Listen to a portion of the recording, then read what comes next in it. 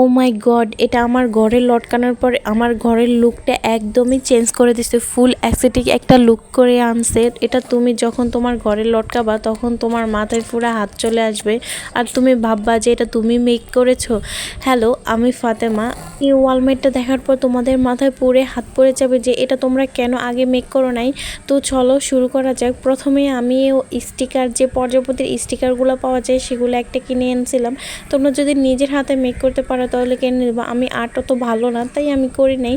যাই হোক, তারপরে এই পুঁতিগুলো আমার একটা জামার থেকে আমি খুঁজে নিয়েছি। আসলে জামাটা অনেক দিন বাসায় পরেছিল, আমি পরি না, তো ওইখান থেকে আমি নিয়েছি। এরকম হাজারো জামা তোমাদের বাসায় আছে জানি, কেননা আমরা অনেক দাম দিয়ে জামা কিনি, ওইটা আসলে পরা হয় না।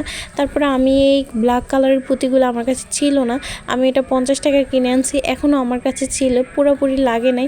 যাই হোক, তারপরে এই ফুলগুলোকে আমি ঘাম দিয়ে সুন্দর করে অ্যাটাচ করে দিচ্ছি। আসলে এটা দেখে যতটা না শিখবা, এটা এখানে শেখার মতো কিছু নেই, তোমরা দেখে শিখতে পারবা, আমি বলার থেকেও তোমরা ভালো করে ভিডিওটা দেখবা।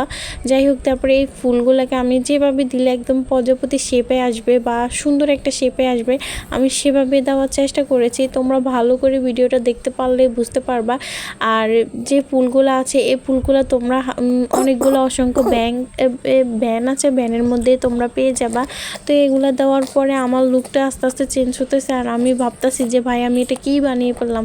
যাই হোক, এগুলো দেওয়ার পরে পুরো একদম মানে যে দামি যে ওয়ালমেটগুলো আছে না, যেগুলো আমি কিনতে পারবো না কখনো, আমার টাকা তেমন হবে কি না কখনো, ঠিক তেমনই একটা লুক চলে আসছে। তোমরা এটা দেখো। তো আমি এটা আমার একটা ফ্রেমের ভিতরে ঢুকিয়েছি।